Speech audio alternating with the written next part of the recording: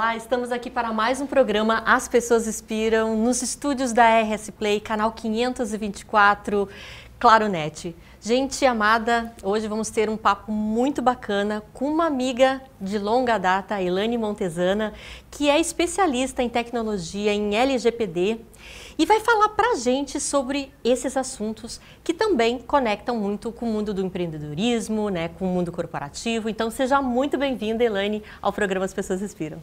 Obrigada, Eliane. Primeiramente, assim, te agradecer, né, não só a oportunidade de estar aqui contigo hoje, mas também é o nosso reencontro depois de muitos anos, né, que a gente não se via. É verdade, né? Então, você que está nos assistindo, né, eu acho que é muito importante hoje a gente falar sobre essas temáticas. E o programa As Pessoas Inspiram, ele é muito conectado, né, com tudo que está surgindo aí no mundo, né, corporativo e também sobre projetos e tudo mais que podem ajudar você nas suas organizações, nas suas empresas, né? Mas, Elaine, para as pessoas que não te conhecem, eu queria que tu falasse um pouquinho sobre a tua trajetória profissional. Eu sou uma combinação entre três áreas de conhecimento: o direito, a tecnologia e a gestão empresarial. E o resultado disso hoje eu coloco dentro de uma empresa de consultoria. Então eu presto serviço de consultoria para empresas na área de governança, risco e compliance. Uhum. E hoje, assim, tu deve transitar aí por muitas empresas, muitas organizações, né? As pessoas estão olhando para isso com devido valor, devido respeito? Sim, eu acredito que sim. Hoje em dia se fala muito em ética, se fala muito em integridade, se fala muito em transparência, né, que são valores com os quais a gente trabalha dentro desses assuntos que eu toco. E eu vejo que sim, existe uma preocupação de transformar a empresa de forma que ela retrate, né, esses valores dentro das suas práticas. E infelizmente tem casos em que não é o caso, né? Mas de forma geral eu acho que sim. Perfeito, né? Eu acho que hoje, falar sobre tecnologia, né, Elaine, a gente estava comentando até nos bastidores aqui, né? O mundo está muito rápido, né? Hoje, depois que a gente teve a pandemia, né, a gente notou, parece que ficou mais visível para nós, essa rapidez, essa agilidade com que as coisas estão acontecendo, né? E no mundo corporativo, para quem trabalha com a tecnologia, para quem usa os dados, né, muitas vezes dos clientes ou dados internos dentro das organizações, né, a gente tem que ter um cuidado especial, né? E tanto para pequenas empresas como para grandes empresas. Eu queria que tu falasse um pouquinho sobre a importância da LGPD e o que é essa lei, enfim, né, que nos rege aí no mundo corporativo. Então, dentro dessa esfera, né, do compliance, a LGPD é uma legislação que tem que ser atendida basicamente por todas as empresas ou atividades econômicas, inclusive pessoas físicas, que lidam com pessoas físicas, com seres humanos, né? A gente fala pessoa natural, tecnicamente, mas a ideia é que a gente olhe para esse ser humano, né? E proteja ele de forma a blindar os seus dados pessoais contra a utilização indevida, contra a utilização excessiva e contra a transformação sem controle, vamos dizer assim, dos dados pessoais da pessoa. Por quê? Porque os dados pessoais hoje são, na verdade, a nossa maneira de interagir com o mundo. Quando eu era criança, né, nós entrávamos e saíamos de um estabelecimento comercial sem nunca sermos identificados. Não, né? Ninguém sabia quem entrava e quem saía. Hoje não é assim mais. Toda a interação que a gente tem com qualquer atividade econômica se dá através dos nossos dados, que representam a nossa própria pessoa. Por isso a importância da LGPD. A LGPD é uma lei de grande alcance e bastante... ela impõe bastante obrigações para as empresas. E tu teve uma experiência muito forte nas grandes corporações, trabalhando na SAP e outras tantas, né? Eu queria que tu comentasse um pouquinho assim, do que tu tem visto, né? Eu acho que já é uma pauta que já vem sendo trabalhada há bastante tempo, né? Talvez agora com mais ênfase, mas enfim, né? São coisas que não foram construídas em 2025, né? Já estão lá há bastante tempo, né? Na Europa, da década de 90, né? Que surgiram os primeiros movimentos legislativos e regulatórios na área de proteção de dados pessoais. No Brasil mesmo, a Constituição de 1988 já previa um dos direitos humanos fundamentais é a privacidade, né? Então, realmente não é uma coisa nova. O próprio Código de Defesa do Consumidor também tem aspectos ali que tratam de dados pessoais. Então, de fato, não é novo. O que é mais recente é a escala que se dá, em que se dão os tratamentos de dados pessoais. E por essa razão é que se transforma hoje numa questão tão importante, né? Mas a própria legislação também não é mais tão recente, né? E existe um movimento do mercado. O que falta, e eu acho que agora já começamos com isso, é a consciência social sobre a própria proteção da pessoa. A pessoa se olhar, né, e pensar como eu posso me cuidar para que os meus dados pessoais o uso dos meus dados pessoais não representem um risco para mim mesma. Né? Então, eu acredito que poderíamos ter ido mais longe, não fosse a nossa pouca percepção da criticidade desse assunto, socialmente falando. Mas do ponto de vista de legislação já tem bastante coisa elaborada aí e tem mais em processos, né, de consolidação de legislação. Com certeza, né? Porque cada vez mais, né, a gente está realmente assim evoluindo muito rapidamente, né? E uma coisa importante para quem está nos ouvindo, né, é falar sobre isso, sobre essa proteção de dados dentro das organizações. Não é somente para grandes empresas, né? Acho que para os pequenos também, às vezes, a gente fala em governança e tudo mais. Parece que fica muito longe, né, do pequeno empreendedor, da pessoa que às vezes é autônomo, né? Então eu queria que tu falasse da importância, né, disso e que é realmente conectado com qualquer tipo de tamanho de organização. Assim, sendo bem simplista, ou bem sintética, vamos dizer assim, o compliance a atividade de compliance é uma resposta a requerimentos que vêm de legislação ou de regulação, ou seja, regramentos externos. E a governança é uma maneira de incorporar regramentos tanto que vêm de fora quanto os próprios determinados pelos valores da empresa, pela ética que a empresa se apropria, né? Então, na governança, a empresa estabelece esse regramento internamente, né? Como resposta à própria postura ética e aquilo que vem de fora. É uma mistura, né? E na gestão de riscos, você observa aquilo que você... nas atividades que você exerce, qual o impacto que elas têm e qual o impacto do externo em relação ao interno também, né? Então, você observa riscos internos e externos, tanto no que diz respeito ao que a empresa realiza, como no ambiente que ela está inserida, né? De negócios e social, enfim, internacional, um monte de questões. Mas com relação a dados pessoais, isso tudo faz sentido, sabe? Mais do que... Tu trabalha com consultoria também, né? E eu vejo assim, eu também trabalho com consultoria e às vezes é tão complicado trazer uma novidade de certo ponto aqui, né? Falar sobre essa temática para dentro dos espaços corporativos, porque a gente tem que preparar esses espaços também por meio de uma cultura, por meio das pessoas entenderem que isso tem relevância, né? Como é que tu faz no teu espaço de trocas, né? Do teu trabalho, explicando isso para os pequenos e, enfim, para as empresas que você trabalha? Muito do que eu faço é uma atividade de capacitação e conscientização, que, aliás, é a parte que eu mais gosto do meu trabalho.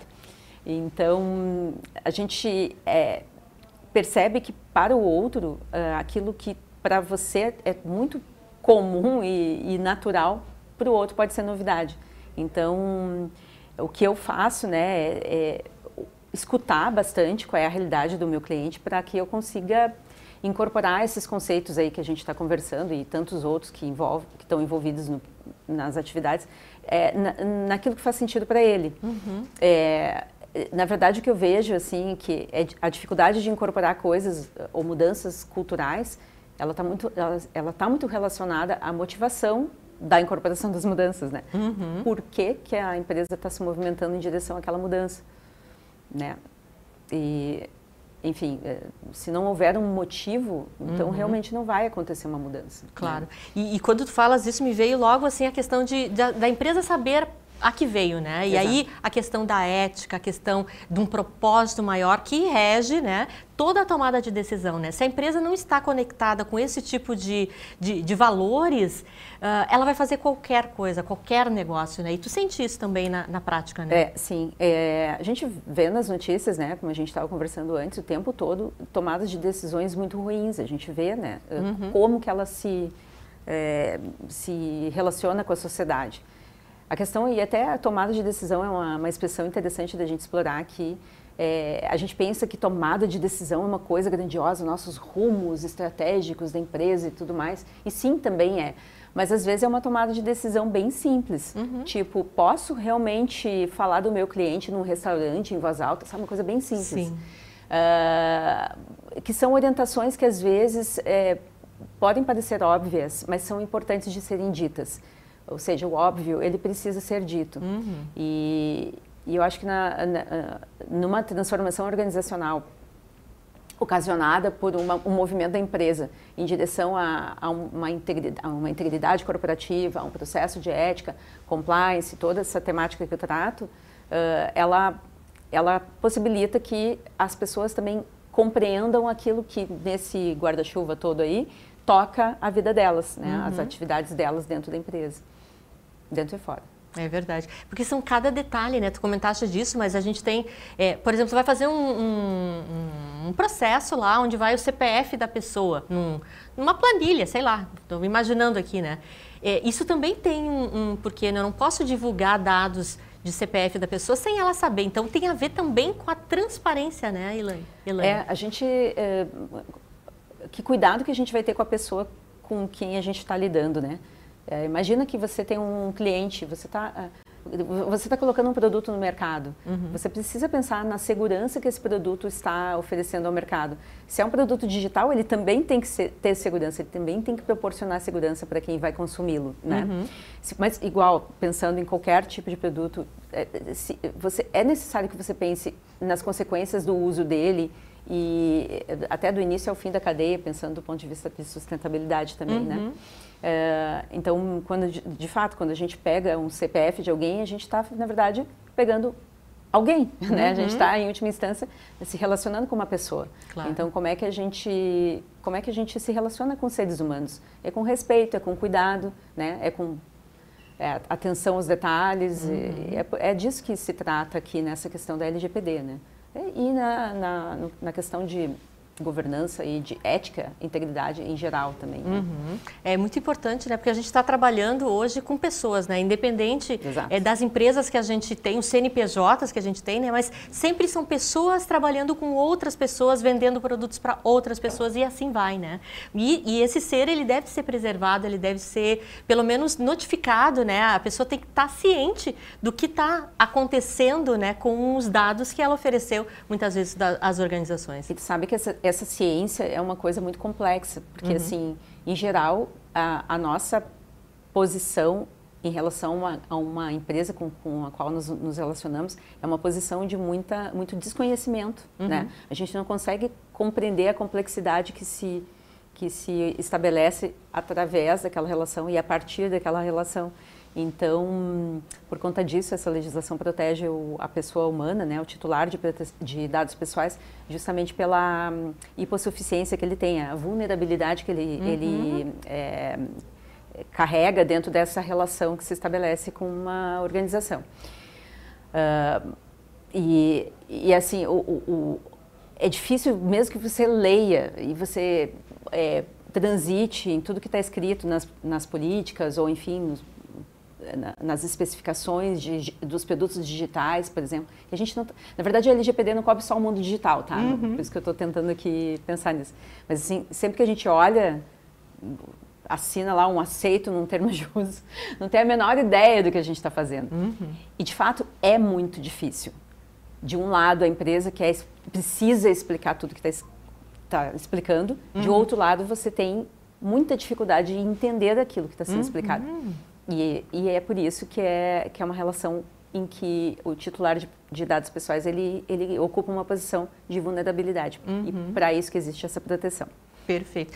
Vamos dar uma dica aqui para quem é consumidor mesmo, né? O que eu devo olhar primeiro, olhando dentro dessa regra do LGPD? Não sei se tu tem alguma dica para nos dar. Você meio assim, eu falo para os meus amigos, para os meus familiares, né, não sai fazendo cadastro em tudo quanto é lugar. Isso é uma dica assim... Dica de ouro. Dica de ouro. Quanto menos cadastro a gente faz, menos exposição a gente tem a potenciais danos usando os nossos dados pessoais, né? Outra coisa é a gente não sair nós mesmos compartilhando cada detalhe da nossa vida. Por que a gente faz isso, né? Com qual objetivo? É que, claro, cada um tem um perfil, cada um tem um objetivo com relação ao compartilhamento, mas eu penso muito em tudo que a gente expõe, né? A gente abre a janela de casa de manhã e grita bom dia para todo mundo, a gente não faz isso. Por que a gente faz na internet, né? Então a gente tem que meio que pensar sobre, antes de tomar o impulso de expor muito, pensar o que a gente está fazendo. Né? Decisões mais conscientes, gente. Essa acho que é a chave de ouro, né, que a gente quer trazer aqui, né? Não realmente ter uma consciência do que você está fazendo, por que você está fazendo, né? E quais são as consequências disso, né? Acho que é bem por aí, né? Mas, Elaine, assim, hoje a gente tem aqui no programa As Pessoas Inspiram também um quadro para falar sobre livros, né? Inspiradores e tudo mais, né? E eu gostaria de já iniciar, depois eu quero te ouvir também, né? Trazer um livro aqui para a nossa audiência que se chama O Poder do Porquê, da Rijarda Aristoteles. Esse livro aqui. Esse livro ele fala muito sobre um clube de mulheres em língua portuguesa que existe já em 4 continentes, mais de 20 países, onde eu participo, né? Eu sou uma das embaixadoras também, e a gente traz como essência de que a língua portuguesa ela pode nos favorecer também para fazer negócios para além de fronteiras. Então, tem mulheres espalhadas em todos os lugares do mundo, né, que podem comprar o nosso produto, que a gente pode fazer networking e tudo mais. E a Rijarda, ela é presidente desse clube, né, e ela foca muito nisso, né, no poder que a nossa língua, né, nossa essência, que a gente não deve deixar isso de lado, né, mas como é que a gente potencializa isso também para os nossos negócios, preservando, né, a cultura. Então fica aqui a dica. Eu não tinha pensado sobre isso, sobre o alcance do português. Né? Exatamente, a língua portuguesa. Queria te ouvir com relação aos livros. O que tu trouxe para nós aí? Trouxe aqui. Bom, primeiramente um livro que eu estou sempre lendo muitos livros simultaneamente. Então eu trouxe 2 livros, um que eu já li e um que eu estou lendo. O que eu já li se chama O Oráculo da Noite, é de Siddhartha Ribeiro, não tem nada a ver com as questões profissionais que a gente quer dizer, diretamente não está relacionado às questões que a gente trouxe profissionais aqui. Ele fala sobre o poder que o sonho tem, o sonho dormido, né, o sonho sonhado à noite enquanto dormimos tem em relação ao autoconhecimento, a tomada de decisão e a interação que o ser humano tem com o momento oculto, vamos dizer assim, os momentos em que a gente não está ativo, né? Em tempos em que se valoriza muito estarmos ativos o tempo todo, né? Em que a gente cansa o tempo todo, estarmos tão envolvidos em tantas coisas, esse livro foi muito legal. Eu aprendi muito com esse livro. É um livro denso, tem bastante informação. É de Siddhartha Ribeiro, um professor da Universidade Federal do Rio Grande do Norte. Maravilha. Só complementando, né? Uma das coisas, Elaine, aqui que eu falo muito, né? Antes das minhas tomadas de decisões mais importantes, eu costumo não responder na hora. A pessoa me pergunta, o que tu quer fazer? Calma, passa uma noite e aí eu respondo. Porque eu sei que realmente o poder de nós estarmos nesse momento com nós mesmos, né, vai ajudar a tomar melhores decisões. É bem legal, muito bom. Recomendo muito, vai gostar. O outro livro que eu trouxe é um livro que eu estou lendo, aliás, recém começando, mas eu assisti uma palestra sobre esse assunto de um professor da Fundação Dom Cabral, professor Bruno Fernandes. Ele me tocou especialmente por eu ter sempre me considerado um peixinho fora d'água, assim. Eu sempre pensei, puxa, eu sou especialista em quê? Até pouco tempo atrás, eu tenho uma vida inteira tentando ser super focada, especialista e não conseguindo. Por quê? Porque eu não sou uma especialista, eu sou uma generalista. Quer dizer, eu não sou, né, uma pessoa que se aprofunda ali e não consegue estabelecer conexões. Então, essa minha naturalidade em ver o mundo através de conexões conceituais ou conexões sociais ou conexões diversas, assim, até sincronicidades que não são conexões muito óbvias. Esse livro ou essa palestra desse professor particularmente me tocou. Quer colocar ele mais na tua frente, daí pega ali na Porque câmera? Os generalistas vencem em um mundo de especialistas, de David Epstein. Bacana. O Epstein. Então, estou lendo, né? Acho que vai ser uma boa leitura, vou continuar lendo. E recomendo o que eu li até agora. Com certeza, já acredito que seja muito bom, porque eu acredito muito nessa potência que a gente tem, né? Eu acho que os antigos, lá, se a gente for olhar Michelangelo, ele era pintor, ele era escultor, ele era marceneiro, né? Ele tinha essa visão 360, né? Coisas que, para nós aqui, fica mais difícil pelo mundo de informações que a gente tem, né? Então fica a dica de leitura, baita leitura aqui. Muito bem. Ilane, eu quero te agradecer, eu queria que tu deixasse as suas redes sociais aqui pra gente, como é que as pessoas te acham para contratar os teus serviços. Em geral, assim, eu navego melhor no LinkedIn, né? Elaine Montesana, no Instagram, Elaine Montesana, ou Consonante GRC, que é o nome da minha empresa. E, enfim, eu não sou a melhor, assim, ativa do ponto de vista de marketing, mas eu tô lá também. Muito bem, muito competente, conheço a Elaine aqui há bastante tempo, né? Então, você que está procurando alguma coisa dentro dessa área, né? Chama a Elaine aqui que vai ser com certeza aí uma baita profissional na sua empresa, tá bom? Agradeço a todos que estão nos ouvindo, já convido para estarem na próxima semana, sempre às terças-feiras, às 11 horas da manhã, anota no caderninho lá para assistir o programa As Pessoas Inspiram e depois durante a semana tem reprise, né? E quero te ver então semana que vem mais uma vez. Obrigado por tudo e até breve.